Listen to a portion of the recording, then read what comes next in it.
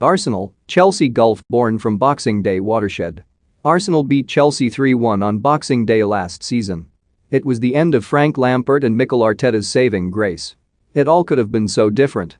Lazy, lacking the basics, not good enough, you get what you deserve. It was the Emile Smith-Rowe game, and Lampard was embarrassed by Chelsea's display. It was a turning point.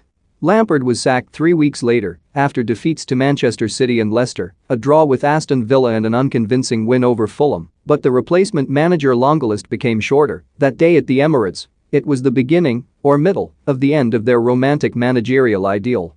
It was the game that breathed life into Arsenal's.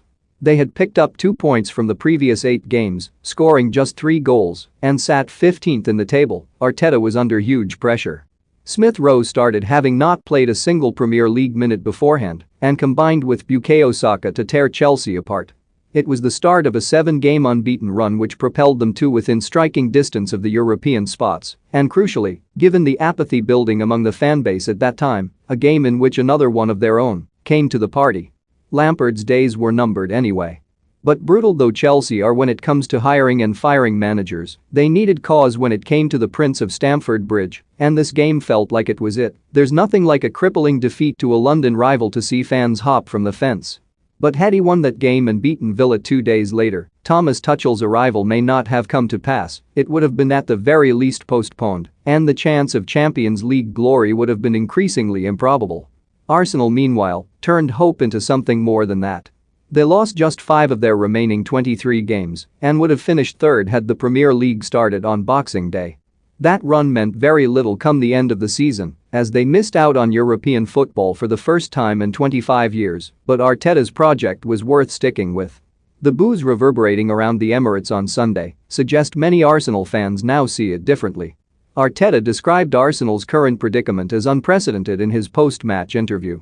And in terms of players missing, he may be right, but their team was arguably better than the one that defeated Chelsea so comfortably in that previous watershed meeting. Albert Sambi Lokonga for Mohamed Elneny, Nicolas Pepe for Alexander Lacazette, Cedric Soares for Hector Bellerin. It's certainly not notably worse.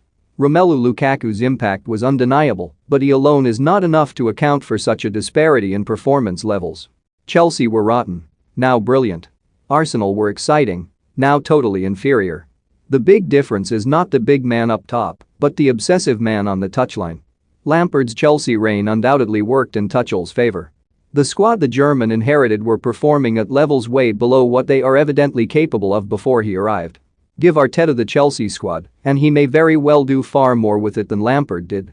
But this isn't Arteta versus Lampard, and the extenuating circumstances the Arsenal boss is keen to labor over are extraneous when you simply pit his influence on his side against that of Tuchel on Chelsea. One team has improved in all aspects of the game, while the other has stood still at best. Chelsea gave up on their whimsical club legend dalliance as a result of that Boxing Day defeat and are now many handsome people's Premier League favourites with the Champions League trophy secured.